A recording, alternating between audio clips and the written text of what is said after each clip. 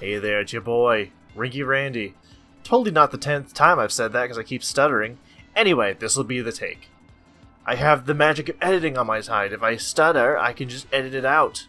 Anyway, welcome back to the Session 1 VOD of Ever Curious or Clemmacia. This is going to have our adventurers, Ding the Warlock and Rue the Sorcerer. And I am very pleased with these players. They're learning the rules quite well. They're asking a lot of questions if they're ever confused. And that's good. I can already see where I could probably better express the way that attack rolls and stuff work so they can come up with results faster. Right now they're both using the app, so I've greatly reduced the time between a lot of those. I roll physical dice, and I'm very intimate in the system, so normally I can take a turn pretty quickly, unless I look through a spell list, and looking through spell list does take time. Ha ha ha ha. Anyway, enjoy the VOD. I got a little bit of fat to chew after the VOD, so I'll catch you after. We're back with Ever Curious or Clemmacia. So, are you in roleplay mode? Are you ready to go? I'm ready. I'm finally ready. Yeah. Alright. I got my laughies out of the way, so let's go. Hell yeah, same. So, the last time that we were here, Marumeru led you out of a horrible swamp thicket and wound up being a moving forest of doom that you can no longer find.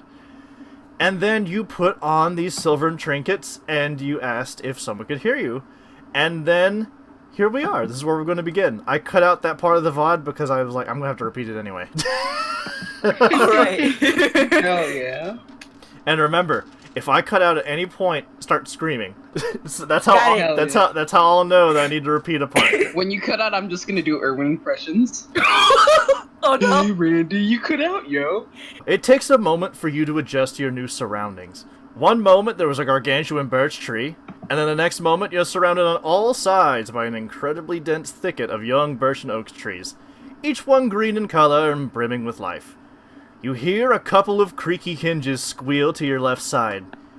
Yeah, I can hear you loud and clear. You pivot your heads up and toward your left. The wooden shutters slowly swing the rest of the way open, clattering as they extend all the way out to reveal another native lady of the realm. She is a gray rabbit with a white muzzle. Her eyes are of dark brown with a gilded ring adorning her pupils.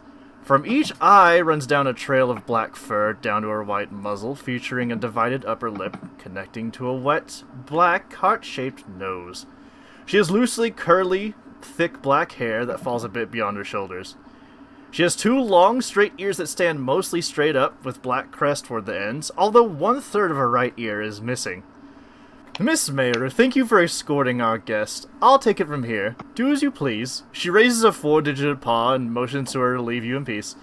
See y'all later! I got to be a sandbag what needs a beating! She eagerly floats toward the center of the clearing and to the shade of a shambly-looking tree with a crude humanoid sandbag dangled to it by a noose. Oh. Well, that's disturbing. She lays her chin upon her crossed forearms to look slightly down toward everyone. The window of this structure is a little above 5 feet off the ground. You can only see her face and similar features from this angle. A small smile grows from the corners of her mouth, allowing her ice blue lipstick to gleam a tad in the sunlight. It's good to finally make your acquaintance. Welcome to Birchback Burrow. This is where we call home away from home. The gray rabbit Minikin nods her head and blinks her yellow and brown eyes in cadence toward you as a formality. We don't have much at this time, but thank you very much for answering my summons in such a short notice. I'm sure you're bursting with questions, so go on. I have a few minutes to spare. Can you tell me what's up with the new sandbag? She looks over out of the window and looks back toward you. And she simply answers with, "We had to look through a few books to remember how to tie a noose properly." That's not the answer I was looking for. It's like, it's just a sandbag, it's fine. You can go over and check the legitimacy of my claim. I'm cool with it. Ugh. Ding takes some time to examine the big blue bunny. What is exactly that you want from us? She rubs her chin for a second, and she's like, well, I mean, we called you here for a reason. As you can see, we're not doing very well off in our current state. And as you look around, you can definitely see that some of the buildings are a little shambled. There's a bulletin board that's, like, literally falling apart. Due to your right. Like, the papers are all curled up and just nasty. Like, all the pages are blank from weather. You know, like, when people put out, like, a lost dog sign, it's out for a couple days or it rains, and it's just, like, white. Oh god, curled yeah, up. yeah. Oh, yeah. Ugh.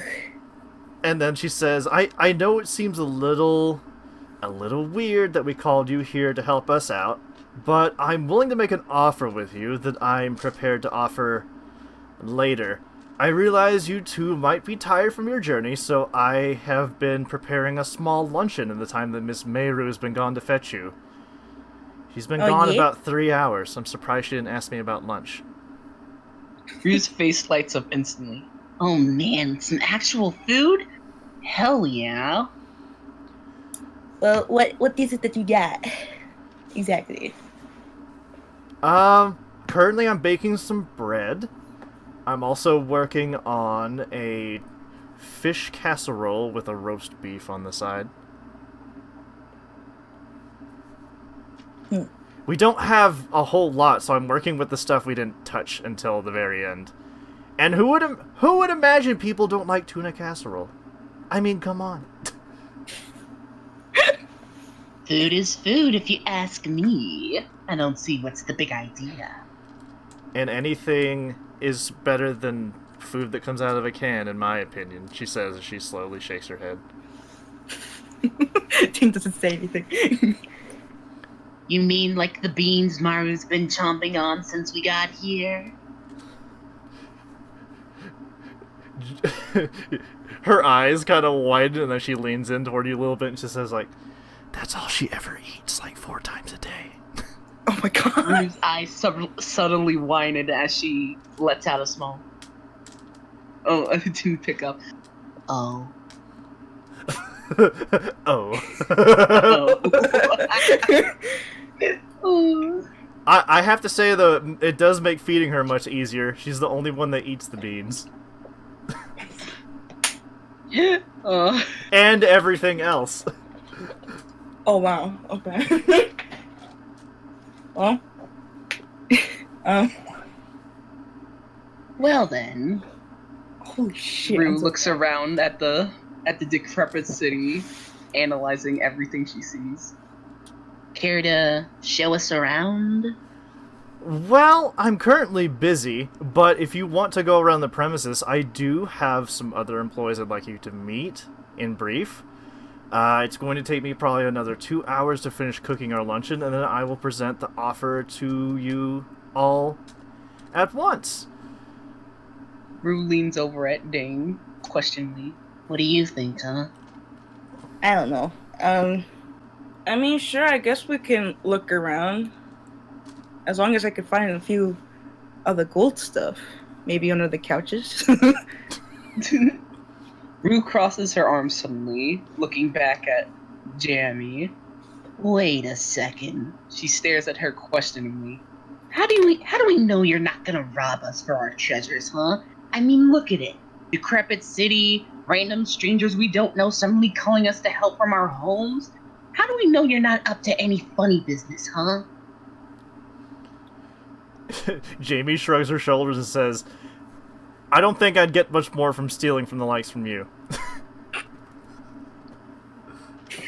Tad. So consider us even on that grounds.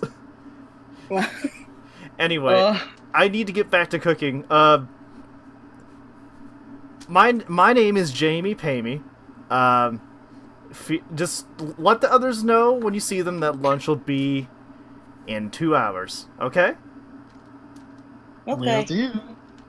Okay.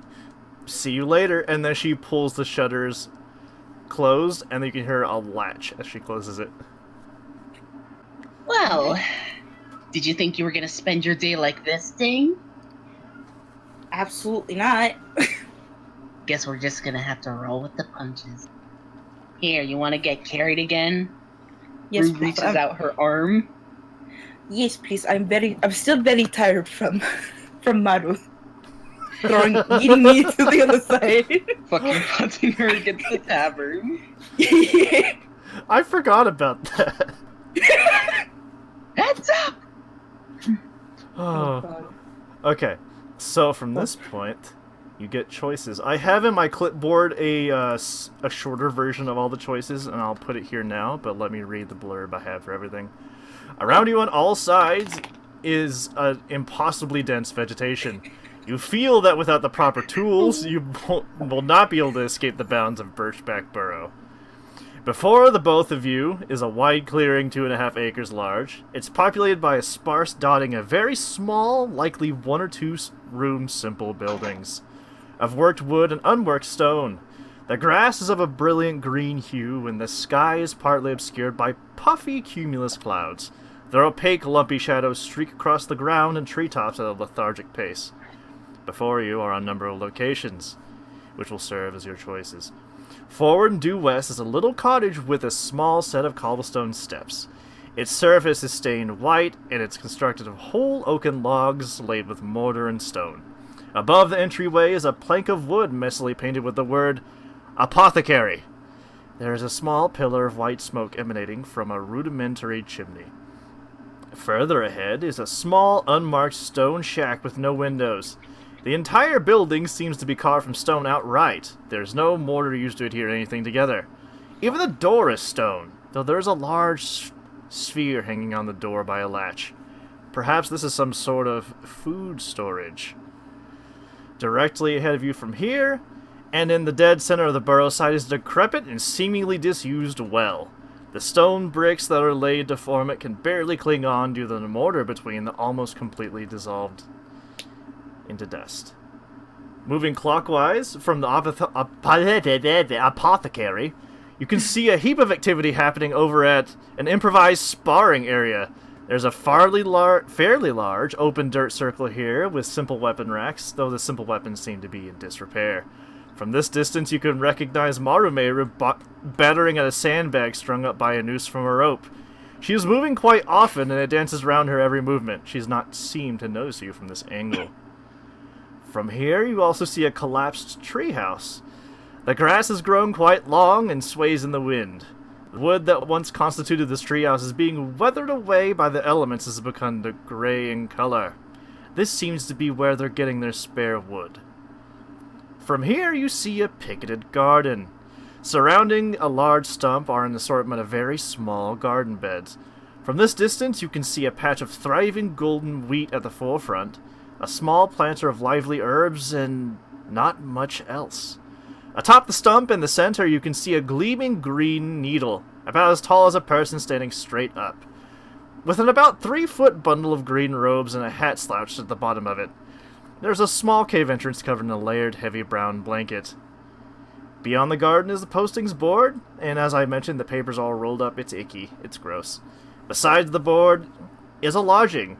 It's fairly small. It's fairly small and seems more like a barracks at this point. It is by far the largest of any of the structures you've seen, and the nicest. It must serve as a living area. Finally, there's a storefront, though the shutter has been pulled down and there is a rudimentary closed sign posted on its front. Decide between you where you'd like to go first. You're also standing beside a dining hall. I forgot to mention that. Wait, Rue. Loading. Yeah. Can we go check out that well first? I want to see if I just want to examine it a little bit. Alright, if that's what you want. Okay, Ruth cool. flips her hair behind her shoulder as she makes her way to the decrepit well, peering down inside. It is about a minute walk, and once you get there, you are by the well. It looks much worse now that you're closer to it.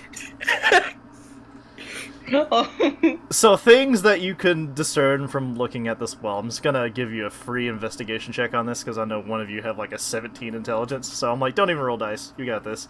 Got it. You can definitely. Have you ever seen like an old medieval well, kind of made with like cobblestone and mortar?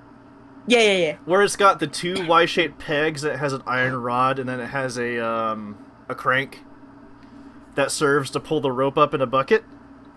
Mhm. 4 things actually. There is no iron rod, there is no crank, there is no rope, and there is no bucket. Okay. This is the shittiest well you've ever laid eyes on. Good.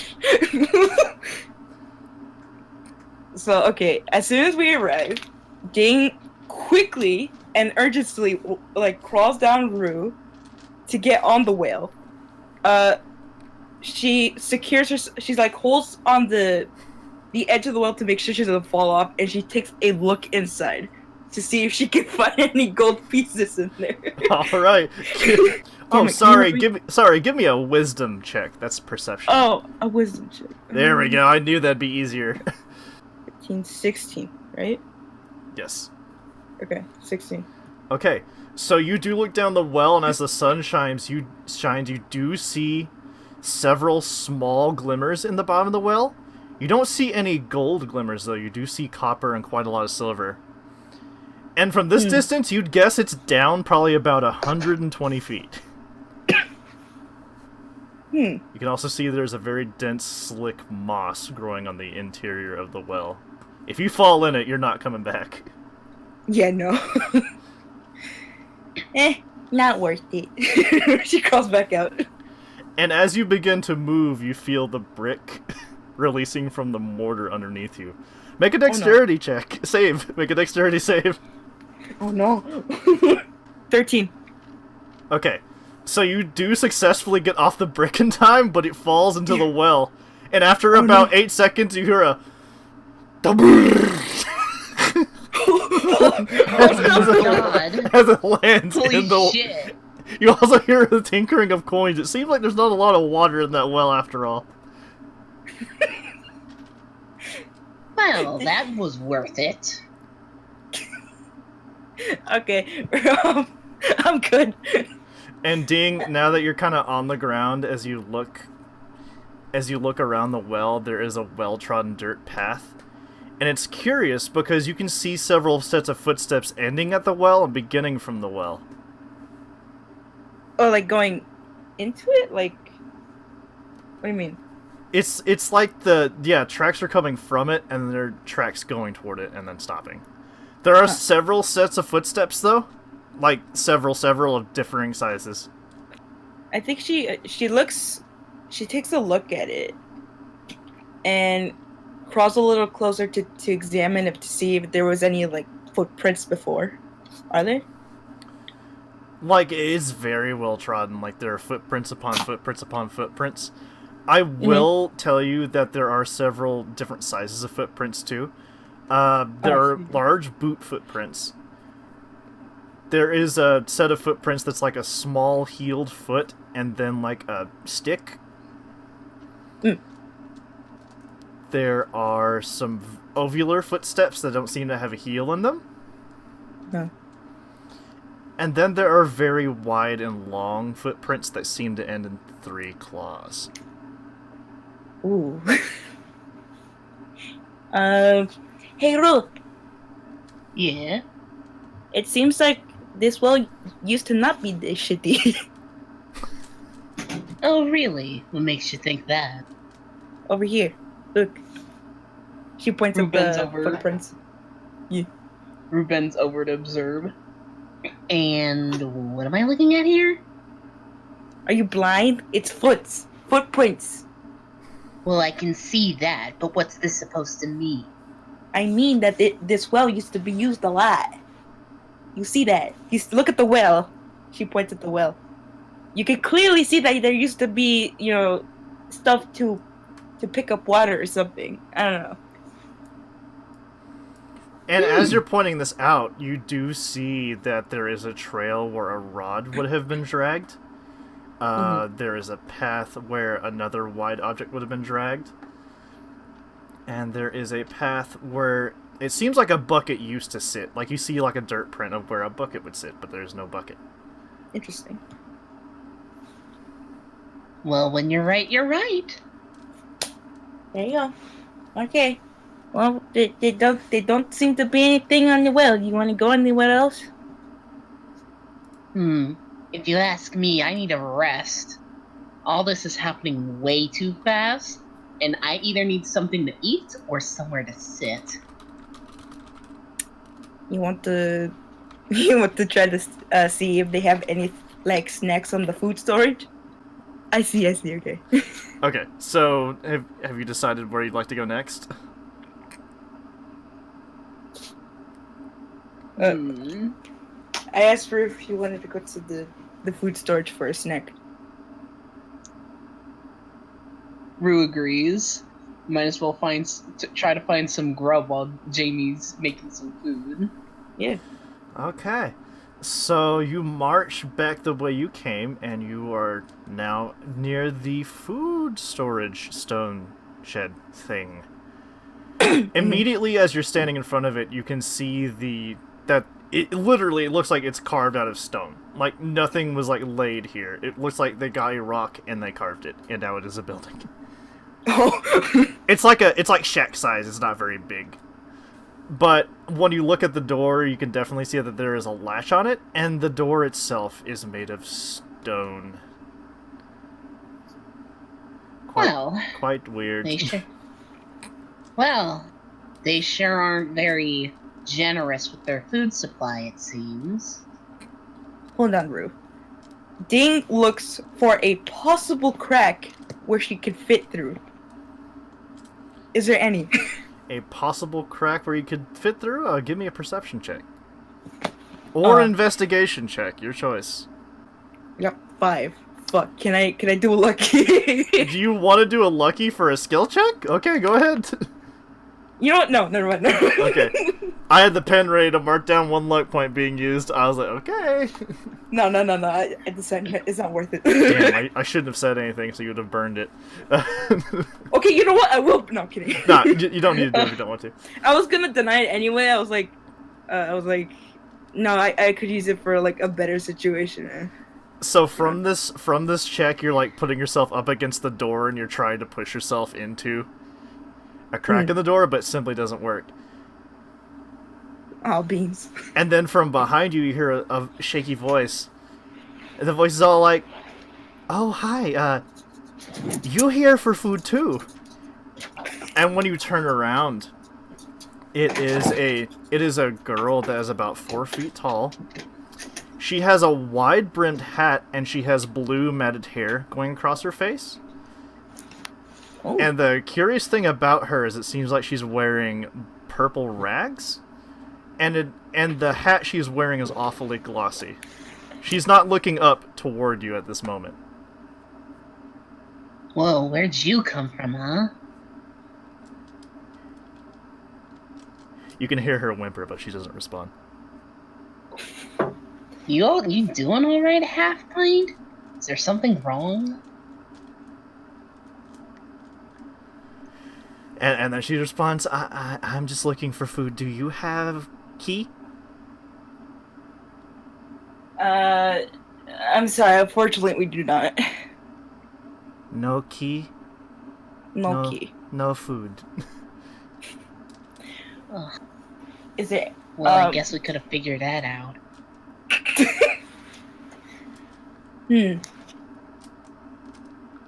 Wait, do you work here? Are you looking for food? I looking for food, yes. Do you belong here? Do you know anybody who could possibly have a key? She puts her hand to her mouth for a second, and she's like, maybe talk to other plant. Where is other plant? And then she looks up at you, and you notice that she has black sclera for eyes and like neon glowing yellow irises that glow under the shade of her hat. And you can see she has a very pale complexion, complexion, and like she has a lot of blush through her face, but it's purple. And it also looks like she hasn't slept very much. There are very large rings around her eyes. Oh, Cute. And her mouth is very jagged. It like doesn't go straight in one direction. It looks like a jack-o'-lantern mouth. It doesn't make a lot of sense, but that's what it looks like. I love it. Thank you. And then she says, "You talk to other plant and then come back. Bye-bye." And then before you get a chance to respond, she turns tail and she runs and jumps into the she jumps through the dense thicket. She literally jumps through a tree. Well, I mean, Well, that's something you don't see every day. she could have at least told her where the plant was. Oh well. Well, where do you find plants, Ding? On the ground. More specifically, in the garden. How about you and me go check out that nice flourishing garden over there? See if we can find any plants. I guess so. Let us go. But first, let me get on your back. Thank you. Rue You have no leans down choice. and Rue leans down and lets Ding crawl onto her back. There we go. I had to update the locations. Okay. So you pass the well again, and you step into other footprints to see how your feet compare. Does Rue have large feet, or no? Tiny feet. Tiny feet? Yeah. So most of these footsteps are still smaller than yours. A couple sets of footsteps are much larger than yours. One's at least double or triple the size, and another is almost quadruple the size of your foot. Dang, dude, Shaquille O'Neal even here? Anyway, you walk through the well-trodden footsteps and you go into the garden. So you walk past the picketed fence, and as I mentioned before, there is a large oaken stump in the center that is still alive, and from the center of the stump, you can see about a 7-foot crystalline needle. It's literally crystal glimmering in the sunlight. There is a charm tied to it, and again, near the bottom, about 3 feet down, you can see that there is a bundle of cloth and robes and a hat, like a kind of a pointed, wide-brimmed hat, kind of sunk in a pile toward the bottom of it. Well, this looks our while, huh? Yeah. There are several planters of herbs, and there's the flourishing wheat, and then the other gardens look like they're not doing so good. There's like literally a garden plot just filled with gravel. It's not even Oh my soil. gosh. Well, Ding, what do you make of this, huh? I like the crystals. I wholeheartedly agree. Okay, so then I looked at the crystal. I was like mesmerized by it. And then, what did you say, Rue? I said, Can you see what's at the top? She looks up. What? I mean, in general, like, can you even see the top of this thing? You can. It's like 7 feet tall. Oh, I get it. Oh, fuck you! What? Just because you think I'm tiny, I can't see as far up as you can? Jeez. Well, that's kind of the consensus, but if you say so. I mean, I am on your shoulder, so. Well, let's have a closer look then, shall we? I'm kind of a little concerned about the clothes room. Really? What's wrong? It might be a trap, is what I'm saying. Or it could just be that some crazy teenagers came in and took off all their clothes and then didn't, think about it. I don't know. That sounds like a fun time. I wouldn't mind getting caught up in that. Ugh, sounds gross. Well, maybe we could get a bit closer, and you can take a look. Me? Well, obviously I'm not gonna punt you into it, but maybe you're more perceptive than me. So maybe you can find out what's so wrong with those clothes. You got a point. Okay, let's go. Rue inches forward carefully, hunching her neck forward so Dink can get a closer look. Ding squints at the ragged clothes. Okay. The pellet clothes. Alright. So, nothing happens as you get closer to it. She's trying to look for like any sort of stains of blood or like rip to see if like anything attacked her or anything. It is a tad ripped at the base of the raiment, which is basically like a mantle or a cape. But there's no like pierce holes or anything in it. Okay. Well, I don't see any damages or anything that could possibly have murdered anybody. I think it's safe. Well then, how about we take a look at that crystal then? Please. So you're gonna take a look at it, you're gonna touch it? You're gonna blow on it? And I touch it. I'm gonna walk up to it and touch it. Okay, like, are you laying your hand on it? Are you grabbing it and pulling it or pushing it? I wrap my hand around it. You wrap your hand around the crystal. Okay, wait, and as Rue does that, Ding crawls down her arm to touch it with her tentacles. Like, Okay. wrap it around her tentacles, yeah. You wrap your hands around the green needle, and nothing happens. Well, You want to try to pull it? you know, Rue mulls it over, looking down at the ground. do you think maybe there's a reason this garden is growing so well? Ding looks down at the crystal that's in the stump, and then at Rue. What do you mean? Well, I mean, look around us. This patch with this crystal is the only thing growing. All the other ones look like complete garbage. Do you think there's any reason for that?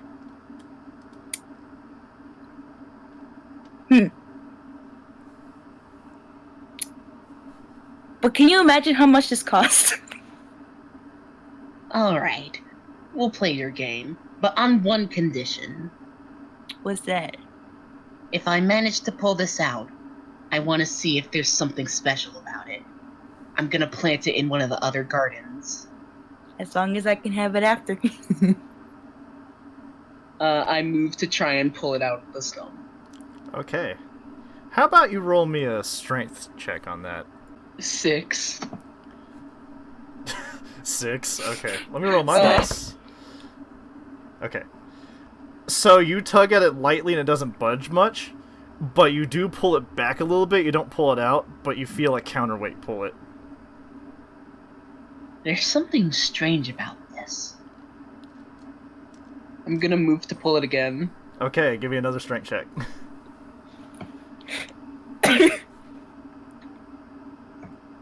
20. Oh shit. Oh shit. What's your strength modifier? 2 plus 2. So 22. No, I rolled an 18 total. Oh, you didn't roll a nat 20. Okay, that's different. Okay. Sorry. So you pull on it and you feel that you're making some headway to pull it out, and then there's a counter pull again from the opposite direction. Can we work together to try and pull it out? I doubt Ding will be able to do much, but sure. It's what counts. Ding, there's something weird about this. Are you sure you're even trying?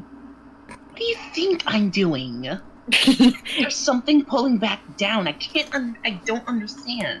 Really? Here, can you try and help me? Fine. She grabs on with some tentacles and then holds onto Rue's arm to help pull it. Okay, so both of you give me a strength check. Yeah, hold on. Oh boy, it's not gonna help. 21. 2.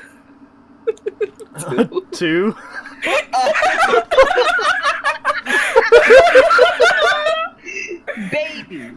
Wait, what's your strength modifier? -1. And he rolled a 2?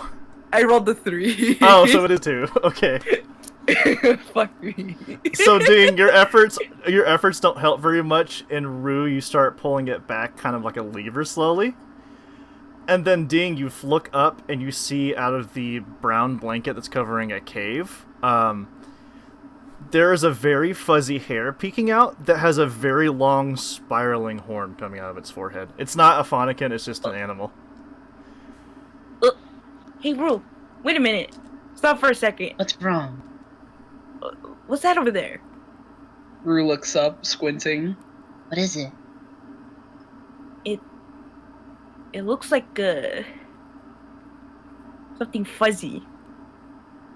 Everything around here is fuzzy. Can you be a little bit more specific? Do you not see that white thing poking out over there? It's white and green.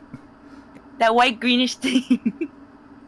Rue squints her eyes before she manages to get it in her vision. Oh shit, you're right. Do you think maybe that's pulling it back? Well, I'm not sure. What do you think we should do to find out, huh? And before you get a chance to discuss anymore, it charges over to the pile of clothes, and then after a moment, you feel a strong tug against yours, as from the pile of clothing, a 6'4" tall person stands. Oh, fuck. Oh, shit! So you get a good look at this guy, and he appears to have, he has like the skin of a human. He is pretty much human built, except he has long pointed ears. On the ends of the ears you can see like little scales or leaves growing. He has a long squared off nose, and out of his forehead comes out a branch. It's a very long, like 7-inch branch, kind of like a horn. And he has the same black sclera and glowing eyes as the girl you saw before, except this is like a tree man with like you know how birch trees have like the white bark with brown spots? Yeah. Oh god, yeah. That's what his skin looks like, except for his face. Like his face kind of has that peaches color that the actual interior of the wood has. Jesus. And as he stands up, he pulls the needle out. And you realize it's pointed on the bottom. This is a spear. Oh god. Oh, fuck. Ding quickly, like, walks back to, behind your shoulder and uses you as protection. Thanks, Ding. She also Rue's at summons... She also summons, Presto to kind of, like, gesture like get the fuck away from me. so he stands all the way up, and since he's 6'4", he's much taller than both of you. He kind of looks down at you and takes a deep breath, and you can see that he's wearing a green wide-brimmed hat, except there's a cut in the hat to allow his horn to kind of peek up above the tip of it. And he's also wearing he's wearing a set of overalls, but he's got the front down. You know how we don't have him slung over your shoulders? Yeah. Uh-huh. And other than that, he's got some cloth tied around his midsection, and he's wearing some boots. After taking a breath, he motions with his other hand, and the small rabbit creature, which is called an almirage,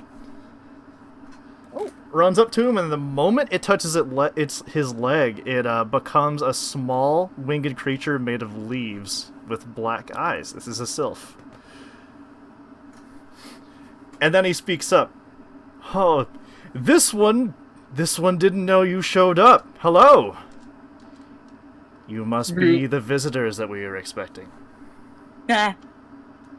Rue stares up, clearly a bit intimidated with her wide eyes. Hi? Ding is freaking out a little bit. So he puts up his arm, and the small sylph flies off of it, kind of flying on its own. And he's like, "Oh no, it's fine. It's fine. My name is Hergrim Fayborn. I'm kind of a groundskeeper and a helper around these parts. I'm sorry if I scared you."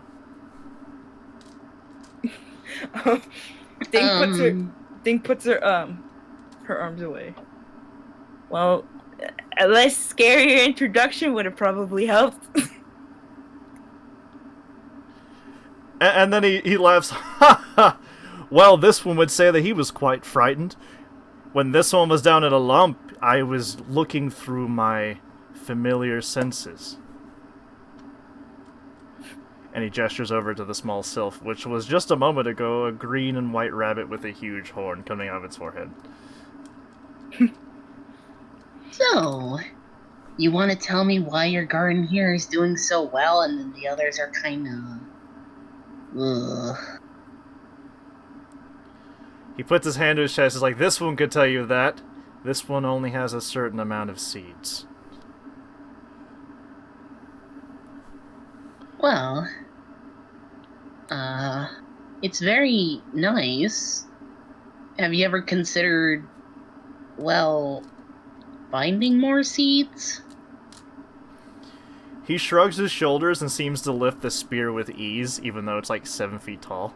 Because he's 6'4". He's tall. Lord. He's like, Boy. he's like, well, this one doesn't get the opportunity to go out as much as this one used to. Perhaps in the days coming he struggles to kind of find a noun, and he just like breaks the act. He's like, you. Perhaps with your arrival, I could get a...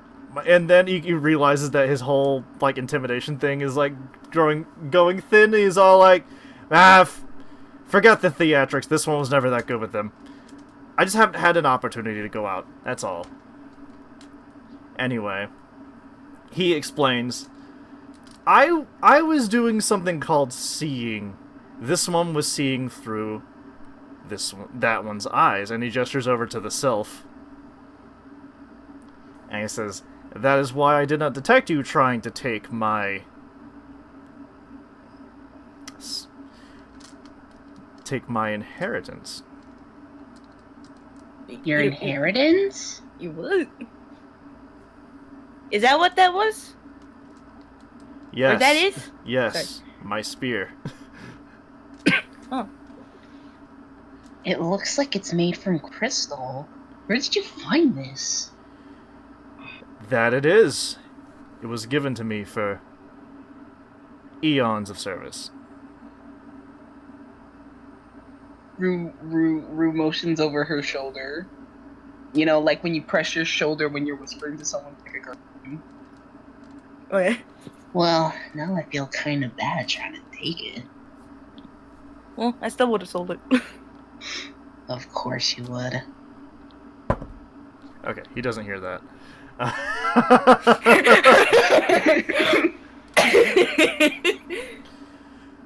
Any road. I'm glad that those ones have came and he mentioned emotions to you. This one's got a bit of a fungus problem what needs resolving. Huh? Huh? What do you mean? Would you care to follow this one and find out for a moment? And then he steps off of the stump, and he kind of makes his way back toward that thick blanket that's covering a cave entrance, and he lifts it. What do you think, Ding? I don't know. I'm not sure, to be honest. But that's He mostly seems like because... That's mostly just because I'm this tiny little creature, and that's more huge than I've ever liked to see. Oh, trust me, I feel the same way. He seems nice, though. I course think we he could is. trust him. Ding thinks for a little bit. Well, I mean, I'm the one riding your shoulder. If we have each other's back, I'm sure we could take him if anything goes south. I'll just be ready if anything happens. She pulls out her arms a little bit. So you're gonna head into the cavey McCaverson? Yes. Yes. Okay. So you step in, and it only seems like it's about maybe 30 feet deep. He raises his spear and he casts light with it, and it projects a soft green light into the interior of the cave. You could see his eyes glowing in the dark before he did this. He had the same thing where he had crazy black sclera and then glowing eyes. Ding, you do too. Yeah, I do. Yeah. Also, both of you can see in the darkness. He doesn't know this. Yeah. And as Ding you kind of, as the light goes on, as the bright light goes on for like a split second, it does make Ding flinch a little bit, and kind of skews her vision in the dark. But it doesn't like do it for too long. She's Yeah. able to like see normally again. it's soft light. It's not super bright. Well, I mean, when it turns on, it goes poof, you know? Yeah. Like, she wasn't expecting it. Yeah. Yeah. After a moment, Hergrim speaks softly to both of you, and he's all like, "Well, I've had this curious fungus growing. It's not one that I've ever grown before, and it's completely overtaken the rest of my harvest." And he raises his spear, and you can see that there are 3 tall mushrooms with violet caps that are very pointed at the top.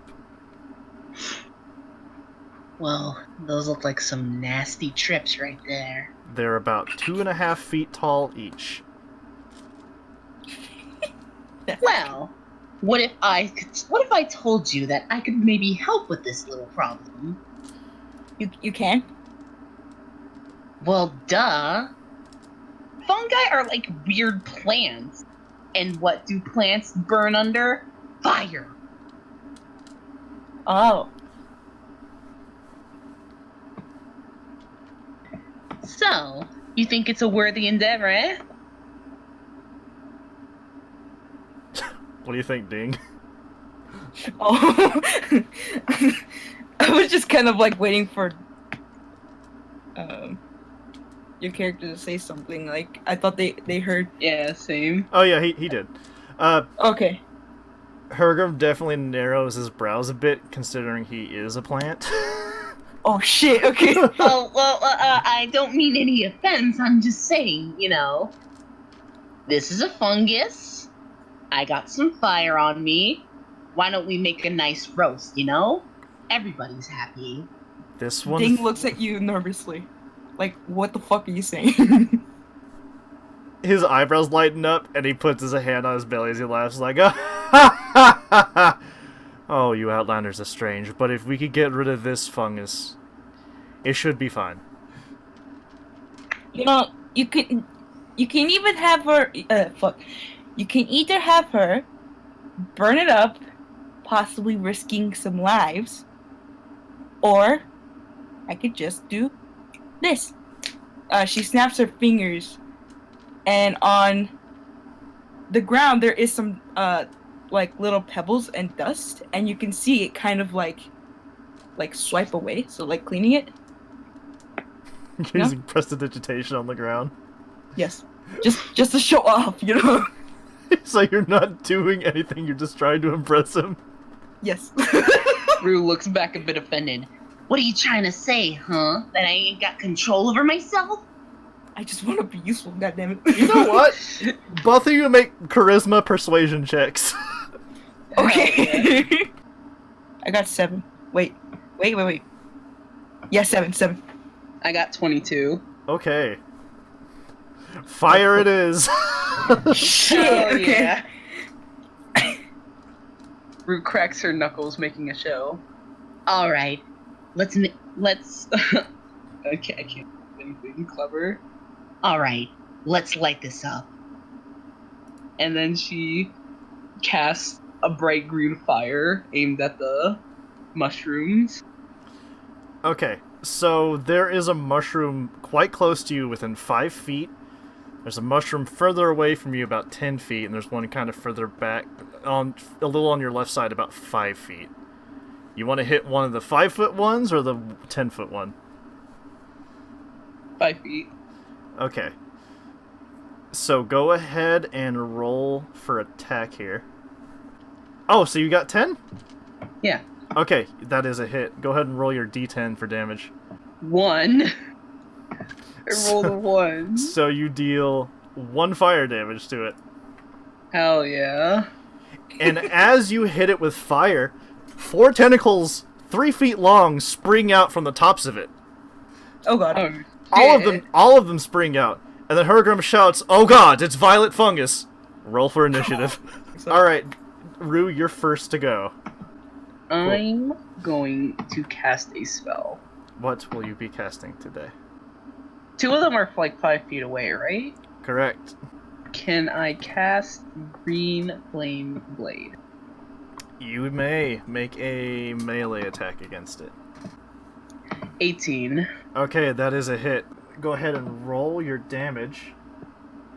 It's 4. So this one takes 4 points of damage. And from the effects of Green Flame Blade, you can choose to have the fire jump to a different target within 5 feet now. I'm guessing you're going to want to hit the other one. That is Yeah. also within 5 feet? Yeah. Okay, let's see. The second creature takes fire damage equal to your spellcasting ability modifier. What is your charisma mod? My Charisma mod? That is +3. Okay, so the second one is close, takes 3 points of damage. Hell yeah. Points of fire damage. Anything else you want to do on your turn? No, I think that's alright. Wait. Am I technically still on Rue's shoulder? Yes. Or did I? Okay. I'll tell you the rules for being mounted to another character when it comes up, and it might come up. Very soon, actually, depending on how things go. Because it's the Violet Fungus A's turn. And I have its stat blocks pulled in the VOD here. Yada yada yada. Let's see. So, oh no. These things are terrible. So, what it's going to do is it's going to try to make a multi-attack against you. 1d4. Boop. Okay, it's going to attempt to make 2 attacks against you. Does a 5 hit you? No. Okay. And its second multi-attack use, does a 13 hit you? Oh, fuck. If it's equal, does that hit? Yes. Alright, then yes. Eh. Oh, that's not bad. You take 3 points of damage. Oh, shit. So you're at 3 HP, am I right? Yeah. And now it's Violet Fungus B's turn. Oh, actually, ding. Yeah. You get to make a strength saving throw or else you fall off of Rue, because you're mounted on her. Oh god. Oh, Okay. no. Hold on. Oh no, ding! 4. You fall off. Oh, poor ding. You do not fall prone, but you do fall off, so you are no longer mounted to Rue. Okay, so like I fall off and I land on my feet. Yeah, you fall off and land on your gross tentacle feet. Violet Fungus B sees that Ding falls upon the ground, and it too is going to make a multi-attack against you. Eh. Oh god. Okay, so that's 1. It's going to make a Rotting Touch attack against you. Does a 19 hit you? Yes. Okay. Oh god. Alright, 1d8. Where's the green one? Because it's gross. There we go. Eh. You take 2 points of necrotic damage. Are you fucking- you went from 9/11 to 7/11. Oh shit. Yeah, bitch. Okay, so now it's Hergrim's turn. So the small sylph flies off his shoulder and becomes an Almirage again, and it approaches the first Violet Fungus, and it's going to use the help action. So it's like all up in its face, and it's trying to hit it with its tentacles. And now it's Hergrim's turn right after, conveniently. So what Hergrim does is he grabs his crystalline spear in both hands. And since the fungus is distracted, he gets advantage on his attack roll. Getting a critical hit. Hell yeah. Oh wow. And since he's... Okay, so spears normally deal 1d6 or 1d8 if you're holding it two-handed. He has a feat that increases the damage dice, so he deals 2d10. Because he crits. Hell yeah, me. Alright, get some plastic dice. That's what they're for. So he deals... He doesn't have a strength modifier because he's a caster. He deals 9 points of damage. Okay. So as he thrusts his spear through this violet fungus, it just bifurcates and leaks disgusting goo all over the ground. The violet fungus bee is no more. And from here he's going to displace himself slightly in front of Rue and slightly in front of Ding. So you're standing like 5 feet behind him on either side. And as he strikes it down, he's be like, "Be on your guard! These things are quite nasty." And Ding, it's your turn. Yeah, I'm gonna do Flint Hut. Okay, you want to hit the one that Rue damaged initially? Or the one that have not taken any damage yet? The one that has the ticketing damage. That has? Hasn't. Hasn't. Okay. Go ahead and make your attack roll. Oh, fuck, I rolled a 20. Okay. Oh, shit, Hell really? yeah. That's a critical hit. Well, shit. I rolled a 20. What's your damage Ding, dice? ding. What's your damage dice on that? 1d8? Oh, it's a D8? Okay. So you rolled 2 D8s because you dealt a critical hit, so it's double damage. Oh, fuck. So Okay. roll 2 D8 and then add your dexterity modifier after for damage. Okay, hold on. 13. Okay, how would you like to kill it? Uh, Describe the way in which you brutalize this thing. You brought it from, like, almost full health to nothing. holy fuck, okay. So, okay. I run towards it while my hat is, like, flinging around. I jump as far as I can, and I fucking yeet my head forward, which brings the bell to crash it very hard, like smack on it, like in the middle, and it makes a loud sploosh noise. A loud squelch, and the violet fungus A is now a pile of mush. Nice. And Hell now yeah. it is violet fungus C's turn, and is not happy with you. It it gets a little on me though, and I go ugh, jeez, but I like try to wipe it off really quickly. So, let's see how many multi-attacks it gets. It gets 1. Okay. Oh, these things are unintentionally nasty. I didn't see the multi-attack part, but I must do it. So it's going to make... Who's it going to attack? Let's just roll a dice and see. It's going to attack Ding. Oh god. Alright. Let me roll my DM dice for this. Whoop, there we go. Does... Quick question. Yes? If it's gonna attack me, can I counter it with Lucky? You can, but you might want to know the result that I rolled before you do that. I rolled a 4. Well, I was just asking. Yes. For future. Yeah, so when I do attack rolls, I'll say what I rolled and give you a chance to call it, and then I'll call the result. So Yeah. I rolled a 4, so you're not going to use it, correct? Of course not. Yeah. Okay. Plus 5 is a 9. Does a 9 hit you? No. Okay. So it attempts to deal a rotten touch with you with one of its tentacles, but it goes wide. It just totally misses. And then from the back of the cavern, in the light of Hergrim's spear, you see a gargantuan creature with a single eye in the middle, and seems like eye stalks on all of its sides, dash 20 feet forward. It's so large, it's almost like filling up the cave. Oh god. Hergrim shouts out, "Wait, is that a beholder? What?" And now it's Rue's turn again. Oh, blah, shit, here we go again.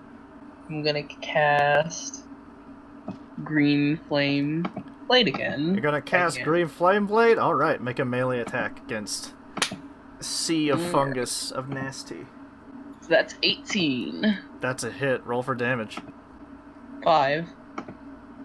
So you deal 5 damage to Violet Fungus C. There we go. Okay, so it takes 5 damage, but unfortunately, since there's not an aggressive creature within 5 feet of it, the green flame that comes off of your weapon fizzles into nothing. Fair enough. Rip. Is that all you would like to do this turn? Yeah. Okay. Now it is Hergrim's Familiar's turn, and you see him gesture toward the Violet Fungus Sea, and his Familiar gets right up in front of the Violet Fungus Sea, disposing itself between Ding and itself, and it uses the help action again. And now it's Hergrim's turn, and Ding, as you look up toward him, you see him raise his other arm and extend his hand, and green sparkling energy emanates from his hand. You recognize this as Eldritch Blast. Oh fuck. Oh, damn. Okay, 7 plus Charisma plus Proficiency. That's a 12. That is a hit. So that is a D10, no Charisma mod, dealing 8 points of damage to it. So the green striking energy hits it, and you can see the fungus kind of wobble, being visibly shaken from it. Oh god. And it goes still for a moment, and then its tentacles begin to writhe again, like... And now it's your turn, Ding. Okay. So who's left again? Just Violet Fungus C and a beholder far in the back of this cavern. About 60 feet away. Am I in reach for a dagger attack? For the fungus, yeah. Yes. You're gonna stab? I want to stab him. You want to stab. Okay, stab away. Make an attack roll. Fuck. 4. 4 plus 4, right? Yeah. Would you believe me if I told you that's a hit? Oh shit, really? Yes. Okay, cool. 3? Is that with the plus 2? No. Okay. So So 5. Oh, so 5? Okay. So you hit this fungus with all you've got with a dagger and you rip a seam in it, but it is still barely holding on and writhing Oh, about. Christ. And it's going to take its turn. And it's going to attack Hergrim's familiar. Eh. Oh, that's a hit. Okay. that was a oh wait, no, it's a multi-attack, silly. So how many is that? 2. Okay, so the first one's a hit. 1d8. Oh, okay. So the violet fungus strikes Hergrim's Almirage familiar. And as it struck, you can see it disappear in a puff of smoke. It is no longer of this plane. And it it still has a violet fungus multi-attack left, or a rotten fungus left, and it's going to attack Rue with it. Oh no. So what do we get?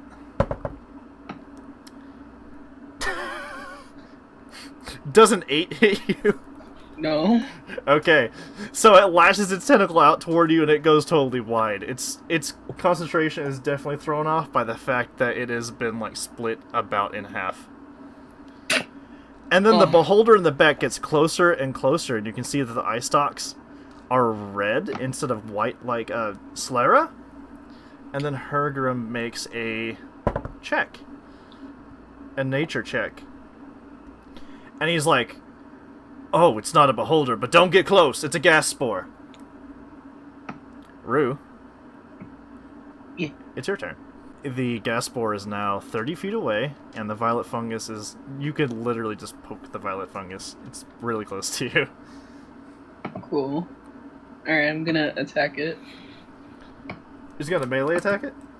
Yeah. Alright, roll for hit. Alright, that's 5.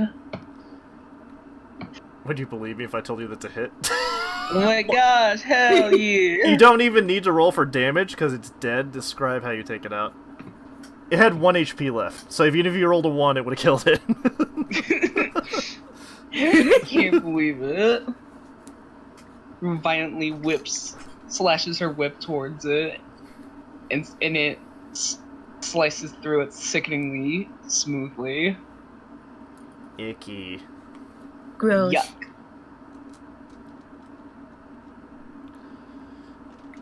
So what Hergrim does is he realizes his Fey familiar is gone, and he puts his hand on his chin. And he notices that the gas spore is 30 feet away. What Hergrim's going to do is he's going to look down toward Ding. And he's going to say, I sense a similar energy within you. You know you want to do it. How did you know? How did you know, Randy? and he says, go on. Do it. And he passes on his turn. Now, Ding, it's your turn. This thing is 30 feet away. So, for my turn, can I make a quick move? Would that, Like, would you like to move? Yes. Yeah, sure. Which way you want to move? Toward it or away from it? I want to move toward it. You want to move toward it. But close, like, sort of in front of, what's his name? Hergrim. Hergrim, yeah? Yes. Okay, and then, sort of, like, charge up, an energy to cast Eldritch. Eldritch Blast? Is it Eldritch Blast? Yes. Okay, roll for hit. 7. Well, you hit it. Awesome. Straight in the fucking eye. Okay, and you don't even need to roll for damage because it only had 1 HP. Oh wow. And as you hit it, it ruptures and bursts into a giant 20-foot cloud of very sickly-looking spores. You are standing just outside of this range. Oh god. It would have done some bad stuff, too. Jesus. Well, I'm glad I didn't go that far. Alright, so, after this, well done. You survived to explore the Feywilds another day. Hooray. So everyone earns 150 XP, 125 gold pieces. You earn 3 water crystals and 1 wind crystal. And as a party, don't write these down, you find a heavily corroded iron crank, and you also find a 30-foot length of knotted insect-eaten rope. I'm sorry, what? You find a length of really shitty rope. Oh. Don't write that down. 3 water crystals. There you go. Cool.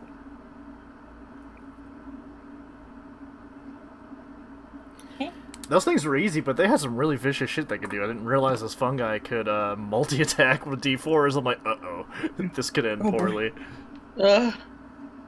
Okay, 1. So after all of this, Hergrim holds his crystalline spear in both of his hands, and he pulls it down closer to the violet fungus corpses. And ding, from this, you immediately notice that the violet fungi were sprouting out of the stomachs of heavily decomposed reptilian creatures of a small size. Chiku? No, I'm kidding. Oh, No. damn. No, Oh, sorry. they were very much like little dinosaurs. No, I know. And they had, it seems that they had red scales because they kind of turned gray. They're heavily decomposed, like they've been gone for like months and months and months. And then after this, Hergrim's like, something must have been wrong with those corpses. I had someone come up and tell me that they'd be excellent fertilizer, but I didn't want to compost them into the crops that are doing so well, so I decided to see if maybe they would promote fungi growth, and they did in a very unexpected way, should we say.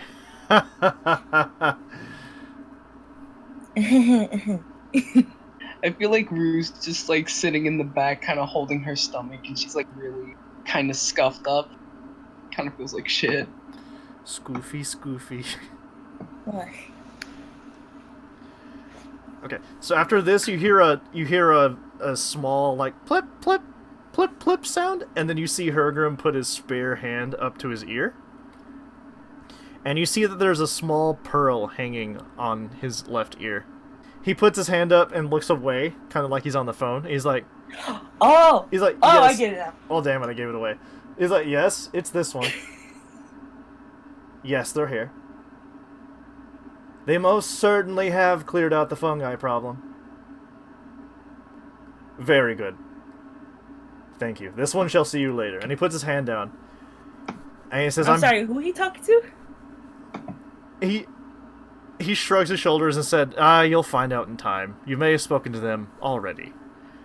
Anyway, thank you for your problem. What? Thank you for helping me solve my fungus problem. And he lifts the heavy brown blanket and lets you guys both out. This one will have to work on reestablishing the fungus farm. As I said, this one is doggies. I'm trying to tell furry stories. Anyway, Hergrim's like, this one is the groundskeeper of this place, so this one tends to do all kinds of jobs. And then he looks over to Rue, and he's like, this one is not looking so good. Oh, jeez. Ding kind of snickers at that, but keeps it quiet. Rude. Get it, Rude. Rue flashes up like a little OK sign, weakly pressing her thumb and finger together. Oh, no worries, dog. It's nothing new for me, man. Are you okay? That's me fake coughing. Fake coughing. Sorry. Yeah.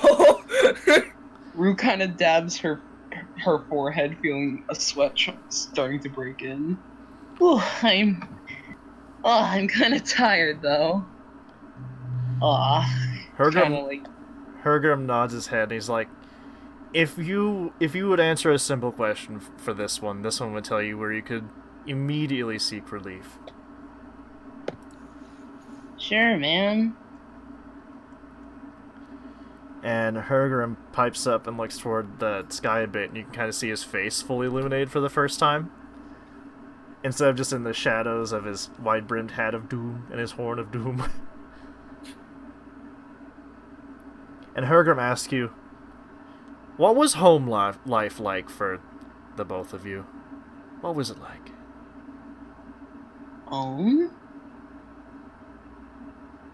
And why is this, you ask? He shrugs his shoulders and kind of stomps his spear into the ground enthusiastically. This one is simply curious. That is all. Ding looks down, thinking about it, recalling her past, and you can immediately see on her face that she's very uncomfortable.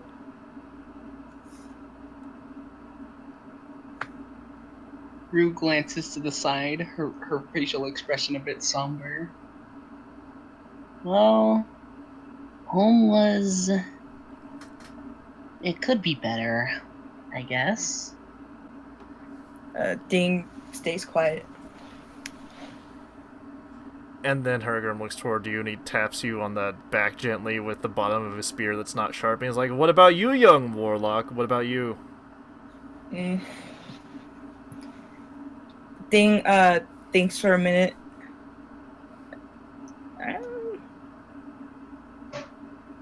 Not much that I'd rather talk about at this moment. Maybe after dinner? And then Hergrim nods his head and he's like, that'll be sufficient.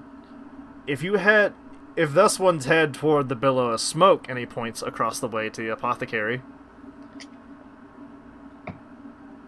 those ones will meet this one's niece. This one's niece will tend to you justly. Niece, huh? And then he nods his head, he gets back on his stump, and he's like, if thus ones would excuse me, this one must cast a ritual to summon his assistant once again. And he sits cross-legged, and he takes off his hat, and you can see he has kind of long long green bangs, kind of like almost birch tree leaf colored. Mm-hmm. That flow to either side of the horn, and he turns his hat over, and there is script written in his hat. A script? There is just a language written in his hat. Oh. It is of a script. Do you speak Sylvan? No. You cannot read it. Nope. Nope. Neither of you can read what the script says. Damn it. Before we leave, though, before we make our way for dinner, though, I do want to ask you one more question. Or one question, rather. This one will hear you. Do you happen to know a little, fungi girl, perhaps? Fungi girl. So those ones have met my niece? I believe so, if we're talking about the same person. Rue chimes up. She had the same eyes as you. Yeah. Possibly. Hergrim nods his head and be like, well, that one should be my niece. Okay. She was looking for food earlier. So I don't know, did you lose her or anything? Hergrim at this kind of shakes his head, like a little flustered. He's like, food, that sounds like Miss Mayru. Tell me about it.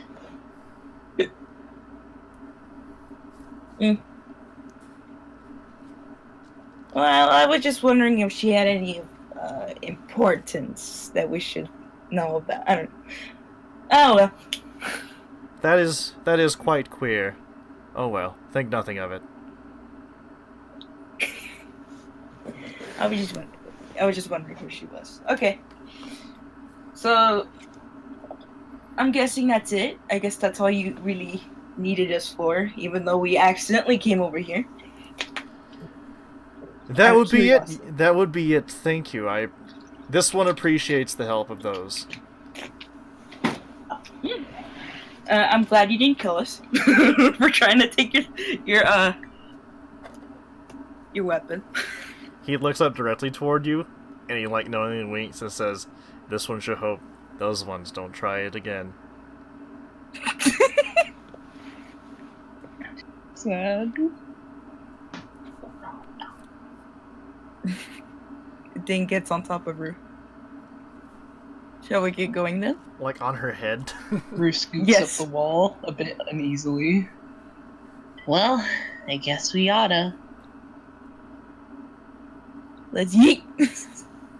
She does not say that. Rue recalls something quickly. Wait a minute. Didn't she say something about getting a key?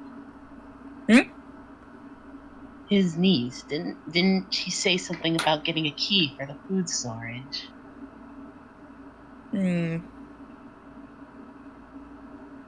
She looks at fuck, I forgot his name. Herger. Okay. She looks at her. I would kind of doubt he'll have a key for the storage, but if you want to ask, go ahead. Well, she said to look for plants, and he That is is a true. plant. So I guess it's worth a shot. Alright, go ahead. Hey, big guy. You mind answering a question for me? This one is listening. Do you know anything about a key? Maybe for the food storage? Key. Whatever is a key. He looks legitimately confused. Yep, knew it. Rue looks back at Ding, clearly stunned that he really doesn't know what a key is. Don't worry about it. But, okay. But are there any other plants like you around here? Hergrim quips back with, "Those ones have met this one's niece, yes?" Yeah. Yeah. He nods his head and would say, "This would be that one's next stop." Well, let's head back, Ding. Alright, let's go. So, where Makes her are you going now? going back to the food storage. Going back to the food storage. Okay. Yeehaw. So you go back to the food storage, and you wait around for 5 minutes, but no one shows up. I wonder what she was doing around here before then. Alright, let's go to the apothecary. You want to make a general perception/investigation check of the entire surrounding area? I do. Okay, go ahead and roll.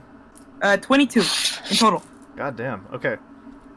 So as you look around, you're looking up back toward where Marumeru is, and she's kind of sitting against the trunk of the tree, and you see that she is speaking to a very familiar side of yours. Oh hey. It's Fat Cat. I pointed at Fat Cat. and this is about a 5-minute walk. This is about a 3-minute walk from where you are. Let's move towards her. As you approach, you see Marumeru. She doesn't have her action on anymore. The shirt, like you can see, she's kind of wearing a sports bra and her belly's out. She's just kind of wearing the spats that she was in the boots. Uh-huh. And she has wraps around her arms, and she's kind of dabbing off her forehead. And as you approach, you don't see the fungi girl anywhere from before. Marumeru has not noticed you yet, though.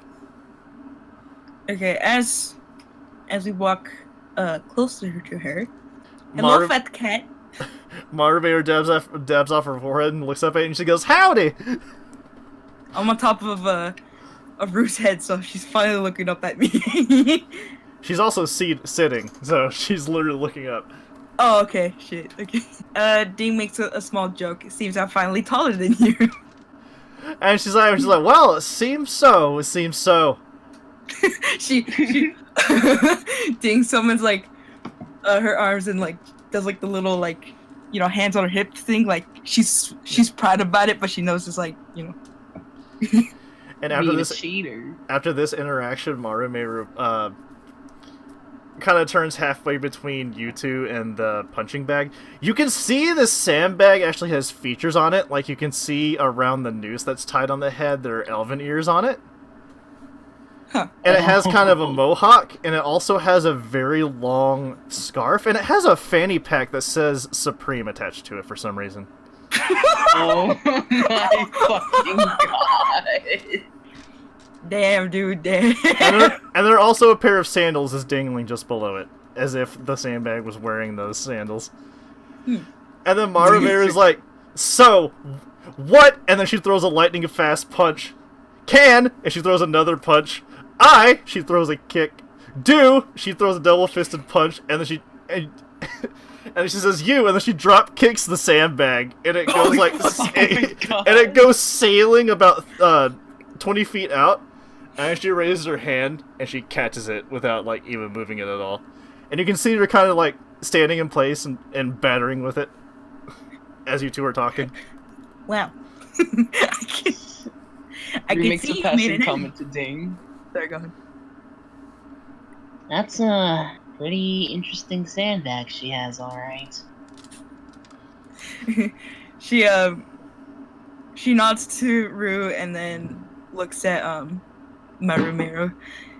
I can see you made an enemy. Marume is like, yeah, it's my favorite / least favorite sandbag. And then she throws a punch like square in the middle of the eyes of if it was a human that had eyes. Also, you notice this sandbag is like 6'4", but it's much thinner than she is. It's like nowhere near as wide as she is, so she can send it sailing pretty easily. Jesus. Ding giggles a bit. Hey Maru, if you, whenever I get back to my dimension, I actually have voodoo dolls if you want one. And then Marume stops and looks slowly up, and she's like, your dimension. And she's like, oh! Your dimension's weird. I just kind of popped in, and I grabbed you with my little old hand and pulled you in the Clemmacia. You were the easiest one. Wow, thanks. In and out, as they say. In and out. Oh well.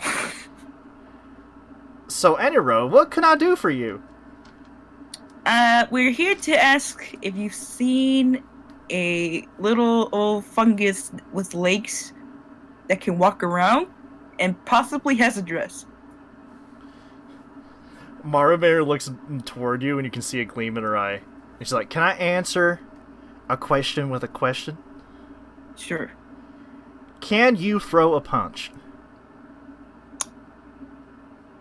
You're asking the one with no fucking hands. And she repeats herself, can you throw a punch? I could throw a stab. And then she walks directly in front of Rue, and she kind of puts her chin up. She's like, go on, punch me. Oh shit. Rue's a bit taken aback. Are you sure about that? Do it. Wait, hold on. Ding quickly gets off so she doesn't get flung if anything happens. I see her learning the mounting rules quite fast. I had a really funny idea if you did not get off. God damn it. And then Marume gets down on her hands and knees to put her face to where you can punch it. Oh my god. Oh. Okay, she's down where Ding is, so Ding. Oh, Roll me a hit. You're doing an unarmed strike. 14 in total. So 15 minus 1. So you punch Marumeru's cheek, and it doesn't even dimple. It just squeaks. And then she's kind of like, and then she stands up. She's like, what about you? You're about the same size as me. Go on, hit me. And she kind of puts her hands on her belly. Punch the belly. Do it. Rue, punch the belly. Punch the belly. Punch it. Oh, it's me? Yes. Yeah. Punch the belly. Roll out an arm strike against Marimera. Punch her belly. Oh no. That's 5. 5. So you punch her in the belly and her belly jiggles, but she seems to have taken no damage. And then you see a gleam in her eye as she's like, "Now can you take a punch?" No. No. No. No.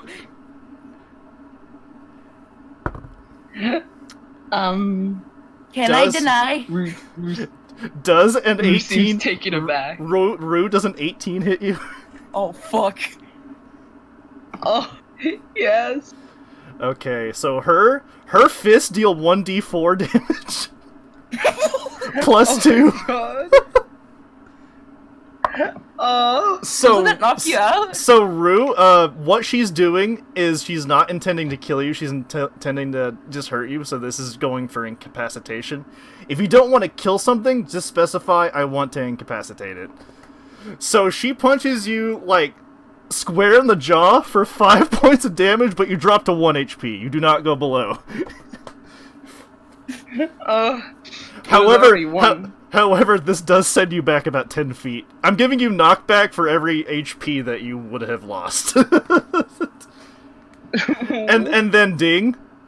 As soon as this happens, you look up to see Marumeru's foot withdrawn, and she throws a kick towards you. Can I counter it, please? I rolled an 11. So you feeling lucky, or aren't you? I'm feeling lucky, please. Alright, roll d20 and tell me what you get. Oh fuck. That's okay. one of your luck points. Shit, please. No! What is it? 5. Oh, you can. That's good. Got 5 plus 2 plus 2. That's 9. A 9 does not hit you, does it? Yeah. No, it does not. So as she throws the kick, you can visibly see that her foot changes course in the middle, and you can tell that she's thrown off by this. She's like, "Whoa, that should have hit you." You know what? You're pretty good. I'll tell you whatever you want. Ding is sweating like a bitch. And as her foot like passes by your head, you hear a whoom. Oh jeez. She has big feet. Like she wears those bulbous like Mario shoe style shoes at the end of her boots, so her boots make her feet bigger. You know, I feel like when Mario threw the kick, I was saying I feel like when Mario like threw the kick, she Ding kind of like crouched down and like put her head over her, so she's kind of like ducked in like this little turtle thing. All you can see is her eyes. Yeah, I interpreted it as the luck literally changed the outcome of the action. Hence, her course was thrown off. It could be that too, you know. Yeah. So Marumeru's like, you know what? I'll answer any question you got. I expected to hit both of you. And these were pretty fast too. This is the first time you've seen her throw punches because she hasn't had a chance to do it yet. I just realized that. So Rue, you're up and your chin is bruised. Someone save her. So Marumeru's like, well, if you have any questions, I will answer with as the best as I can. Okay, so Ding takes a while to like, you know, process what happened and what could have happened. But then she shakes it off and says, Ding then asks, oh right. So do you know where the mushroom girl has gone?